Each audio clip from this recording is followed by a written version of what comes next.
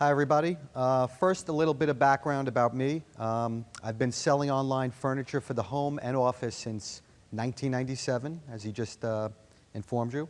And over the years, I've negotiated tens of millions of dollars of fees in my business, ranging from freight, cost of goods sold, marketing expenses, service providers, and just about anything else that you can think about.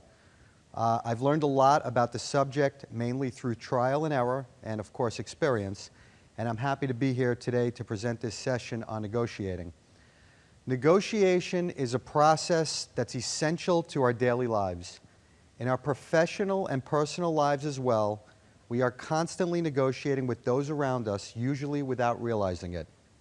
Who has to bring out the garbage? Who'll bathe the kids? What movies are we going to see?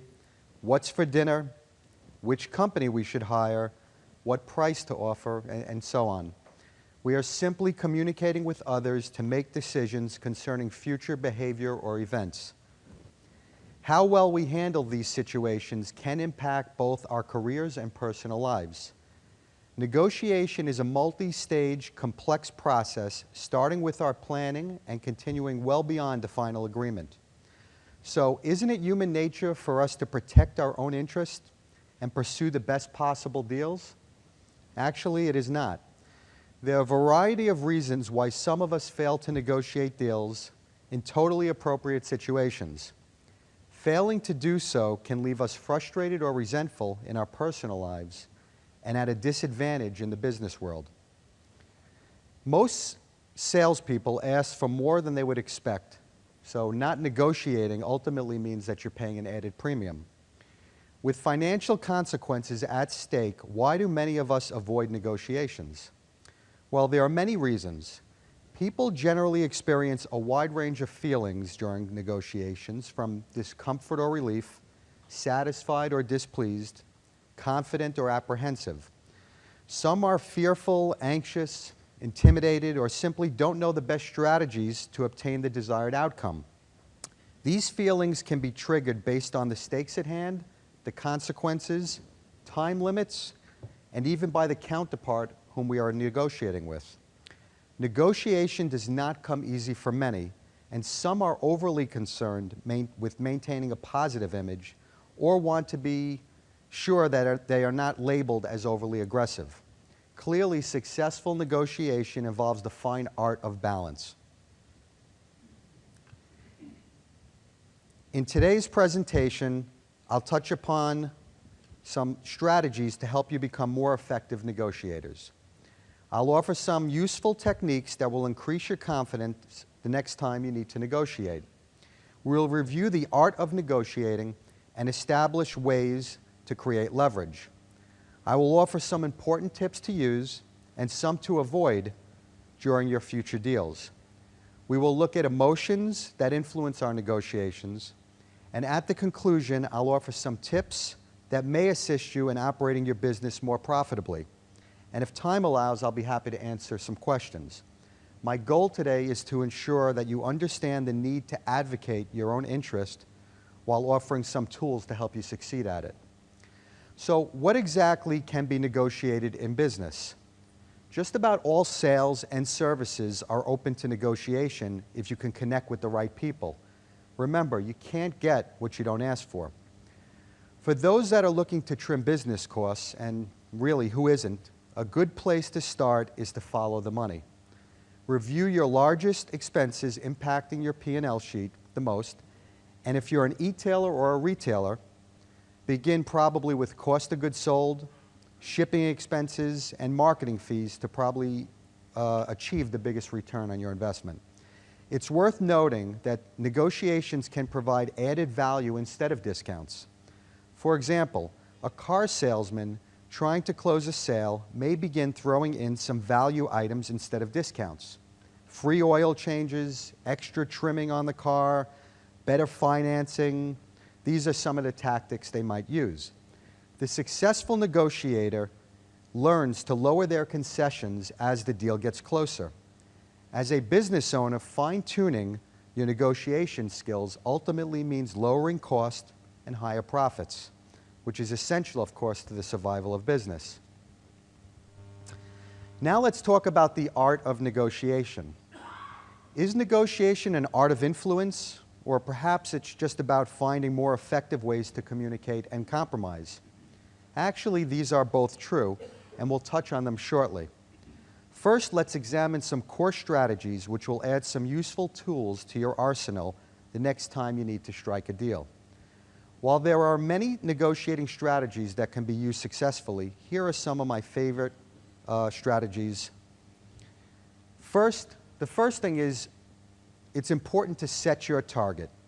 What does a good deal look like to you is the question we should probably ask. Remember the good old days when there were board games and Monopoly and, less iPads around and iPhones and all that? Well, if you were playing a game of Monopoly, you'd start by asking the object of the game the first time you played. And in Monopoly, the object of the game is to become the wealthiest player through buying, renting, or selling of property. Becoming a great negotiator begins with the object that you set, your target. In order to receive a good deal, we must first answer this question: what does a good deal look like to me? If I have a target, then I know what I'm aiming for. There are times when we possibly might be evaluating a new type of service and simply have no idea what a good deal looks like. In that case, we need some further research before we even attempt to negotiate. Once we've gathered the information, we must again set the target, and here's an example. Let's say I'm looking for an order management system for my company, and I decide I want to spend under $1,200 a month. I'm not willing to pay any setup fees, and I'd like the system up and running within 90 days. That's my target. Now I'll prepare my starting bid and giveaway. And a giveaway is what I'm willing to compromise on. It's basically a concession. Successful negotiators can prepare their compromise and counteroffers in advance of your anticipated response. So if $1,200 is my target, I'd probably start asking for $950, $1,000, and maybe to be up and running within 60 days. Although my concessions have been pre-planned, I must be cautious about giving them up too easily. Once I'm out of giveaways, the negotiations have suddenly shifted in favor of the other party. The longer you maintain your giveaway, the better chance of you making the deal that you want to make. And a quote by Male Pancoast: the odds of hitting your target go up dramatically when you aim at it. Perhaps the most critical aspect of all negotiation is listening.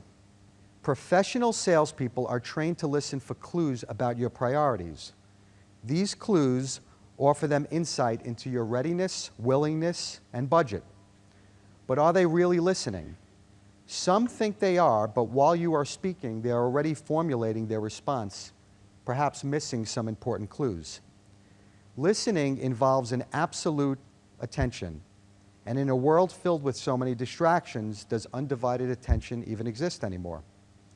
Even when we are listening, what are we hearing?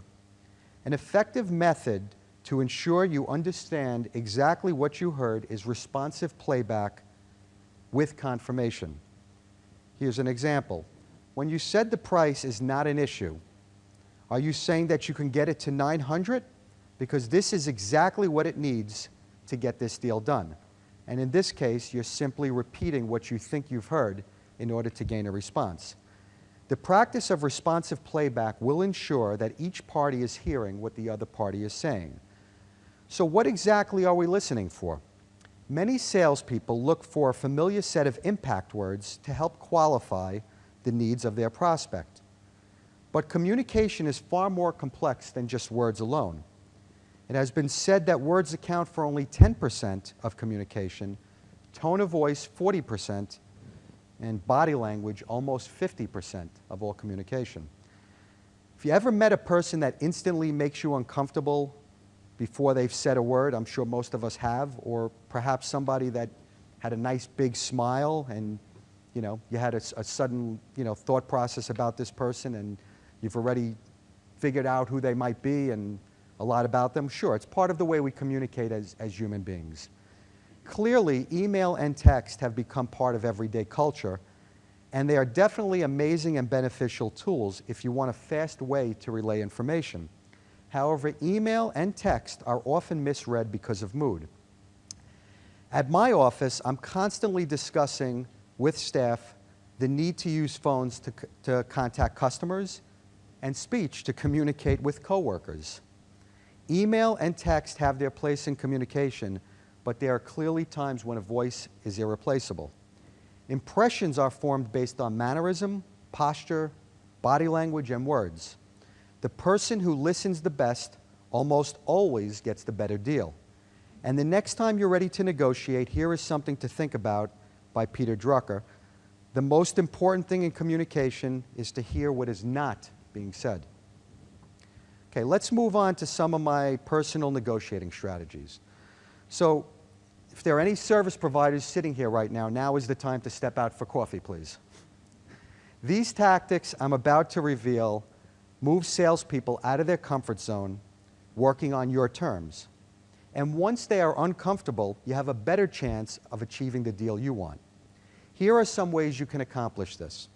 And the first one is a phrase that I call e-gotiating.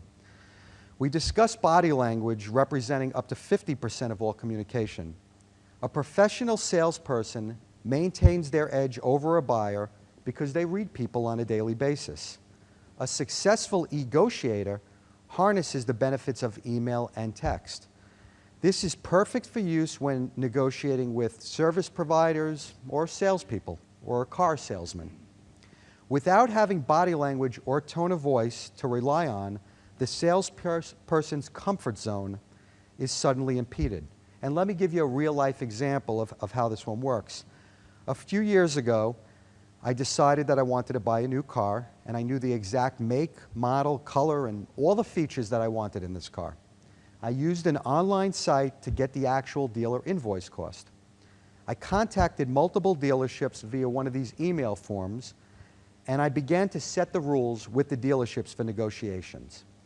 I told them I'm ready to buy within 24 hours at any dealership that meets my price on the exact model I want. I'm only going to negotiate via email, no other contact. While these rules might seem a little bit unconventional, it also lets the salesperson understand that I'm a very motivated buyer, which equates to a quick sale for them. Within 1 hour, my phone started ringing. I was surprised to observe that all but one of the salespeople called me, even though I specifically mentioned email only. Consequently, the dealer that emailed me, playing by my rules, eventually took the easy sale. I confirmed everything via email, and when I was ready to buy the car, I called him to leave a deposit, informed him of the day I would pick up the car. I also made sure the documents were ready for me when I arrived. The boundaries were preset. I would not discuss an extended warranty with any salespeople. I wanted to be out of the dealership within 20 minutes. Guess what? It was an absolute grand slam. I walked in, shook hands, showed my license, signed the papers, and I was driving away with the new car. It was a wonderful experience. As I previously mentioned, email and text in many ways and many situations are probably not the best way to communicate.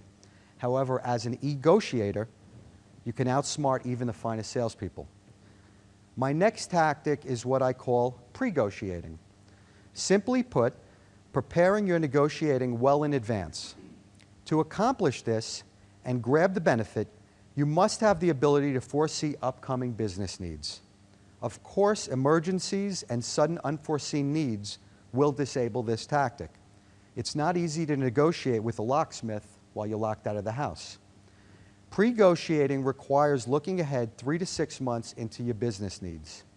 This will provide the advantage of time while disabling the salesperson's ability to close the deal. A good example of something to pre-negotiate, perhaps for e-commerce companies, is sales tax service providers. If you're required to pay sales tax, and hopefully not, by 2014, you might want to start seeking compliance solutions today if you were not prepared to do this in-house. And in the words of Benjamin Franklin in the city of Philadelphia, by failing to prepare, you are preparing to fail. Pre-negotiating is really all about having patience and reducing your own sense of urgency. Now let's move on to flip the script.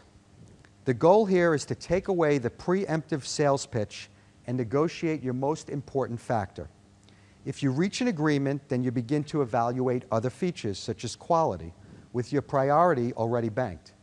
If not, then you save everyone a lot of time. Here is a real-life example of how this works. You're looking for a marketing company to manage your paid search.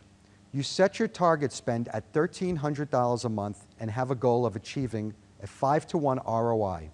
You've found 4 trustworthy companies that could potentially manage your campaign.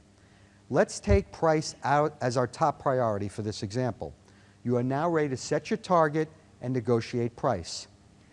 Typically, without using a tactic, you would set up conference calls, listen to multiple sales pitches.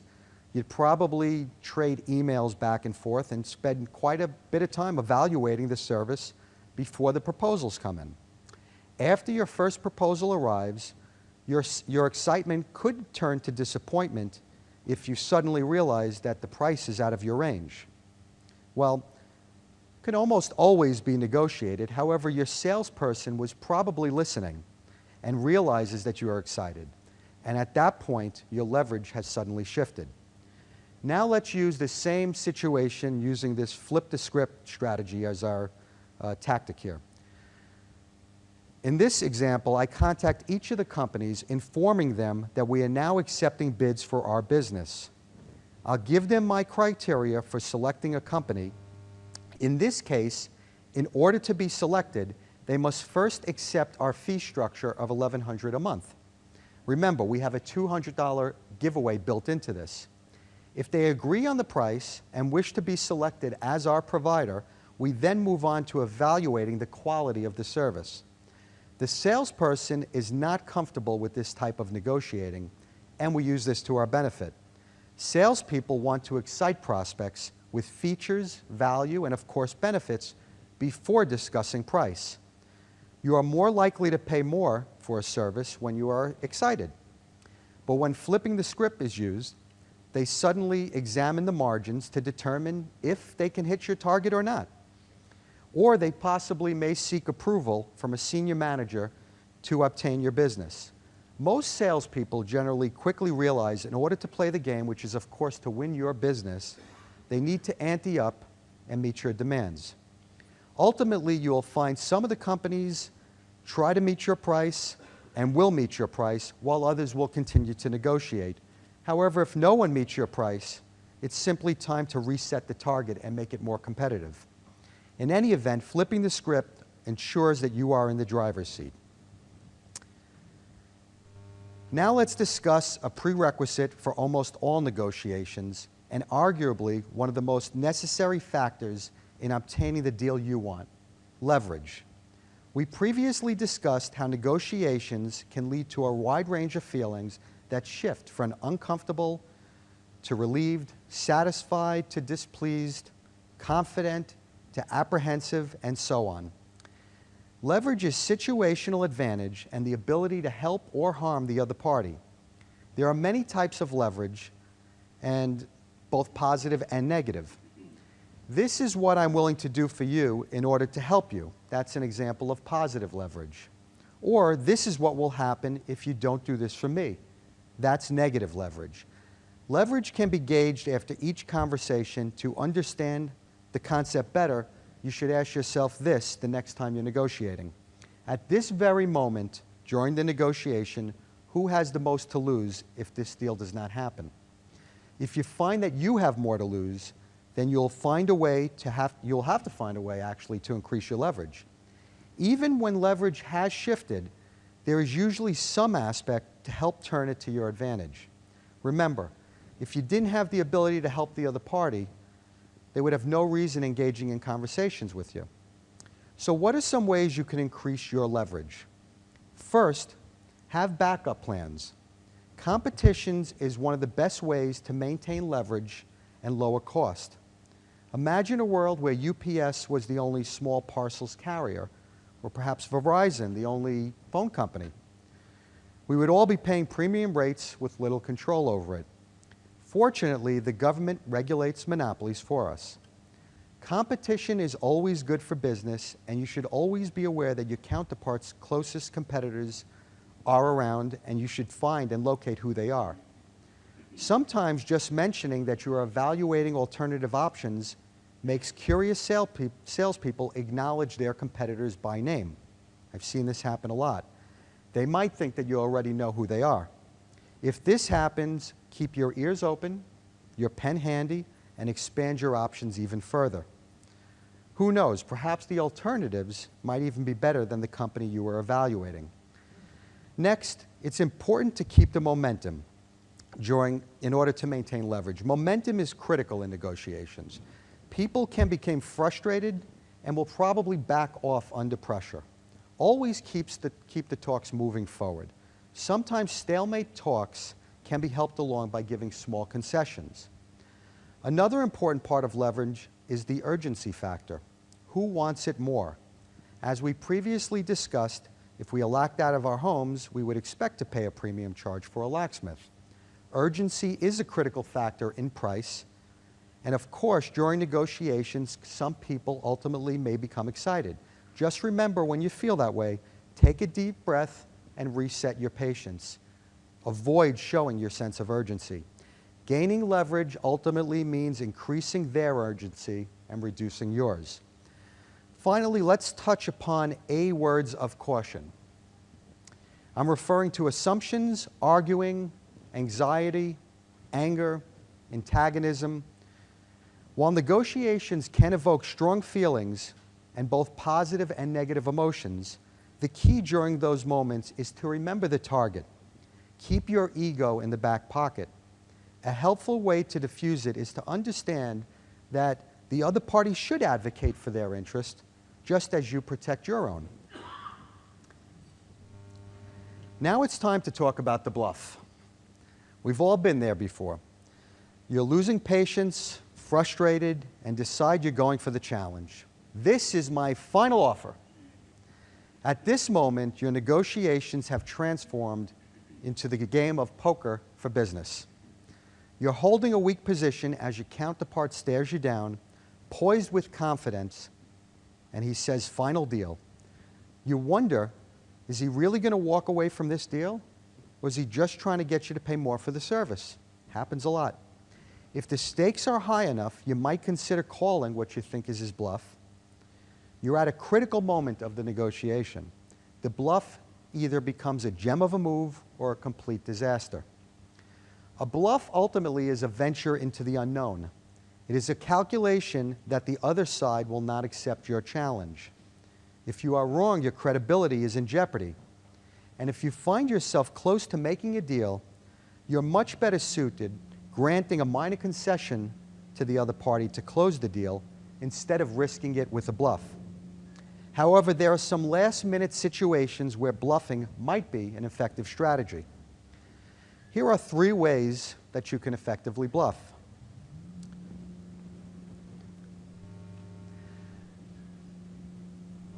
Only consider bluffing when you have nothing to lose. In the face of defeat, a good bluff can improve your leverage. Only consider using a bluff on major issues. Try not to risk your credibility on small, minor things. Finally, always prepare a plausible explanation to ensure you'll have the opportunity to back down if your opponent calls your bluff. Credibility must be earned by consistently supporting your statements and following through on your commitments. These actions help others to determine your reputation and whether there is reason to trust you. So be cautious when bluffing. It does work from time to time, but there are significant consequences on the line as well. So now let's summarize the strategies for negotiating successfully, which includes setting your target and pre-planning your giveaways, listening with responsive playback to confirm you understand what was said and perhaps what was not said. We discussed body language and tone of voice and their value in communication more than words alone. And we talked about using text and email and the strategy of flipping the script to get salesperson out of their comfort zone. We learned that we can gain leverage by having backup plans, reducing our sense of urgency, and keeping our emotions in check. Finally, we looked at the pros and cons of bluffing. So now that you're more confident about negotiating, hopefully, Here are some areas to help tighten your P&L sheet by using what we discussed today. Here are 10 tips to help you get started. Negotiate your largest expenses first. Look for progress. You absolutely won't be able to tackle everything. Set a monthly negotiated savings pool. When you hit these goals, reward yourself with a nice family dinner or maybe compliments of the money that you saved during those negotiations. Talk to your top suppliers about rebate offers for meeting certain sales criteria. Most will provide deals in exchange for more value. Look for competitors that can replace some of your products or services for less. Call your credit card company to negotiate your discount fees. I hope everybody has taken advantage of this. It's one of the easiest areas to find savings, especially if they think you have a better offer. Ask your vendors for better terms, maybe 2% net 10, if you have the cash flow to support that. They may offer these better terms for quicker payment. Review your phone system rates to determine if possibly a voice over IP system might be better suited for your company. There are some downsides, things to the voice over IP system, such as sometimes quality becomes an issue, but sometimes the savings that you will encounter or the service provider you choose could make a big difference. Bid out your insurance policies. A lot of times people are just simply overinsured on the policies or have deductibles that are way too low. That's something that should probably be reviewed annually. Pay vendors with a credit card if they allow you to do it. For instance, the American Express Plum Card, they offer a 1.5% cash back just for paying your credit card on time. Forget the points. I know everybody likes points and travel and rewards and all that. Take the cash. It's always better off with the cash. Finally, if you think you lack the negotiation skills or are pressed for time, hire someone on your staff or just hire a negotiator to handle it. Chances are the savings that they will get you will amount to a lot more than you put into the process. So remember, great negotiators are not born. They evolve through practice, which involve both success and failure. Learn from each negotiation experience. Never let a good failure go to waste. Every failure is loaded up with valuable lessons for your next situation. Strive to be reasonable, patient, and creative, and your effectiveness will improve over time as a negotiator. Understand that a negotiation without setbacks it's extremely rare. Your goal is simply to work through each one. Have fun with it. Have fun negotiating. When you view it like a game, you can really start to enjoy it. With effective negotiation skills, we aim to walk away with 2 winners. Of course, there is nothing wrong with winning a little bit more than your counterpart. That's what it's all about. I hope you were able to walk away from today's session with at least something of value to help you in your business. And of course, if we still have time, I can take some questions. Thank you.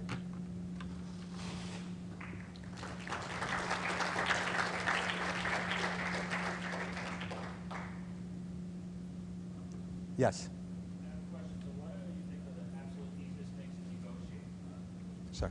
The question is, what do you think are the absolute easiest things to negotiate? If you had to give advice on top 3 things that we should be negotiating. Well, the top 3 things may not be the most that will net you the most savings, but I would say credit card, discount fees are simple. All it takes is a phone call saying, I have better rates, you need to knock this down or I'm switching providers. If you're looking for the maximum amount of savings, I would go right to the cost of goods sold because it's the product that you're buying the most. And a lot of times people get into the mindset, well, I'm not big enough to this company.